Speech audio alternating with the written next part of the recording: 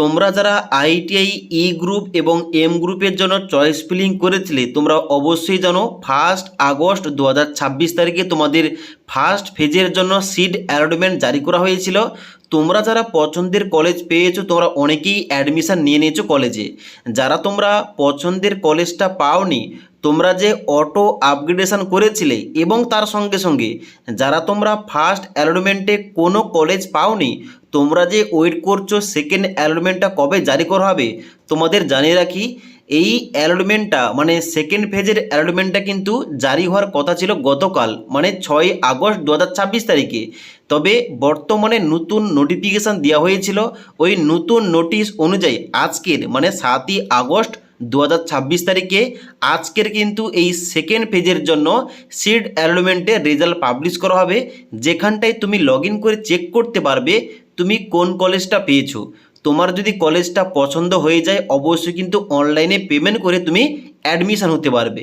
তাই আজকের এই ভিডিওটির মাধ্যমে তোমাদের স্টেপ বাই স্টেপ দেখিয়ে দিচ্ছি নতুন নোটিশটা যে দেওয়া হয়েছে ওই নতুন নোটিশ অনুযায়ী ডেটগুলো কি রয়েছে এবং তার সঙ্গে সঙ্গে কীভাবে তুমি লগ ইন করে চেক করবে তুমি কোন কলেজটা পেয়েছো এবং তার সঙ্গে সঙ্গে কয়েকটি গুরুত্বপূর্ণ কথা বলবো। তার জন্য অবশ্যই তোমরা ভিডিওটি না টেনে শেষ পর্যন্ত দেখে নাও, তোমাদের স্টেপ বাই স্টেপ সমস্ত কিছু বলছি। অনস্ক্রিন দেখতে পাচ্ছ আমি কিন্তু ওই অফিসিয়াল যে নতুন নোটিফিকেশানটা পাবলিশ করা হয়েছে যেখানে নতুন ডেট জারি করা হয়েছে ওই নোটিফিকেশানটা ওপেন করে রেখেছি। এবার এই নোটিশে কি বলা হচ্ছে, নোটিশে বলা হচ্ছে ফার্স্ট ফেজের জন্য যে অ্যালটমেন্টটা ওইটা পাবলিশ করা হয়েছিল 1 আগস্ট 2026 তারিখে, যেখানটায় যারা কলেজটা পছন্দের কলেজটা পেয়ে গেছে তারা কিন্তু 5 আগস্ট 2026 তারিখের মধ্যে অ্যাডমিশন হয়েছে। এবার সেকেন্ড ফেজের জন্য যে সিড অ্যালটমেন্টটা ওইটা আজকের মানে 7/8/2026 তারিখে আজকের প্রকাশ করা হবে। আজকের তুমি যদি পছন্দের কলেজটা পেয়ে যাও তুমি কিন্তু অ্যাডমিশন হতে পারবে 7/8/2026 তারিখ থেকে 10/8/2026 তারিখ এর মধ্যে।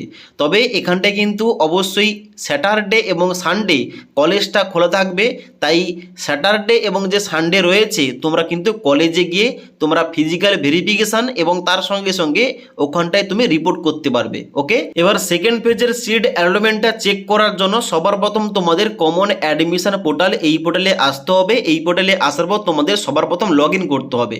লগ ইন করার জন্য নিচের দিকে আসবে অ্যাপ্লিক্যান্ট লগ ইন, এখানে কিন্তু নিচে সাইন ইন অপশানটাই ক্লিক করবে। সাইন ইন অপশানে ক্লিক করার সঙ্গে সঙ্গে পরবর্তী পেজ খুলবে যেখানটায় এই এন্টার মোবাইল নাম্বারে ঘরে তোমাদের 10 সংখ্যার মোবাইল নাম্বার এন্টার করবে, তারপরে ক্যাপচা কোডটা এই ঘটে বসানোর পর নিচে আসার পর সেন্ড ভেরিফিকেশান কোড অপশানে ক্লিক করবে।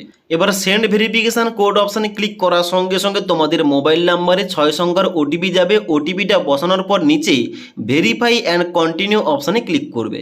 এবার ভেরিফাই অপশানে ক্লিক করার সঙ্গে সঙ্গে এখানে কিন্তু তোমাদের ড্যাশবোর্ডটা খুলবে। তোমরা কি করবে নিচের দিকে আসবে স্ক্রল করে, এখানটায় তোমাদের যে প্রভিশনাল মেরিট র্যাঙ্ক দেওয়া রয়েছে তার নিচেই এমন একটা অপশান দেখতে পাবে সিড অ্যালটমেন্ট। এখানটায় তোমরা কিন্তু দেখতে পাবে এখানে তুমি যে গ্রুপের জন্য আবেদন করেছো এখানটা কিন্তু তোমাদের শো করবে। তার নিচে একটা অপশান দেওয়া রয়েছে সিড অ্যালটমেন্ট ফর আইটিআই। এবার যারা এম গ্রুপের জন্য আবেদন করেছে তারা কিন্তু এখানে এম গ্রুপটা দেখতে পাবে, যারা ই গ্রুপের জন্য আবেদন করেছে তারা কিন্তু আইটিআই ই গ্রুপটা এখানে দেখতে পাবে। এবার এখানটায় তোমাদের ক্লিক করতে হবে। এবার সিড অ্যালটমেন্ট অপশানটায় ক্লিক করার সঙ্গে সঙ্গে পরবর্তী পেজ খুলবে যেখানটায় তোমাদের উপরের দিকে লেখা থাকবে সেকেন্ড ফেজ অ্যালটমেন্ট এবং নিচে কিন্তু এখানে তোমাদের কলেজের নাম, তুমি যে কলেজটা পেয়েছো এখানটায় তোমাদের কলেজের নাম শো করবে। ডান দিকে ট্রেড, তুমি কোন ট্রেডটা পেয়েছো এখানটায় শো করবে।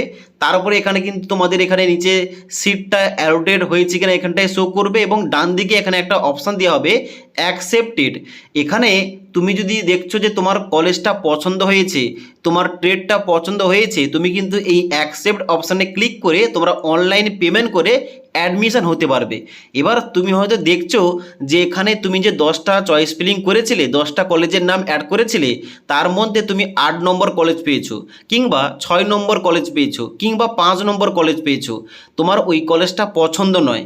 তোমরা কি করবে এখানে অ্যাকসেপ্ট অপশানের পাশে একটা আপগ্রেড অপশান পাবে, এখানটায় কিন্তু ক্লিক করে তোমরা আপগ্রেডেশন করতে পারবে পরবর্তী কাউন্সেলিংয়ে বসার জন্য। ওকে, আর যারা তোমরা 1 নম্বর কলেজ পেয়ে যাবে মানে তুমি 1 নম্বর কলেজটা যাকে রেখেছিলে ওই কলেজটা যদি তুমি পেয়ে যাও তাহলে তোমার ওটা মনের মতো কলেজ পেয়ে গেলে, তাহলে এখানে আর কোনো ব্যাপার নেই, তোমরা শুধুমাত্র এখানে অ্যাকসেপ্ট অপশানটায় ক্লিক করে তোমরা কিন্তু অনলাইন পেমেন্ট করে অ্যাডমিশন হবে।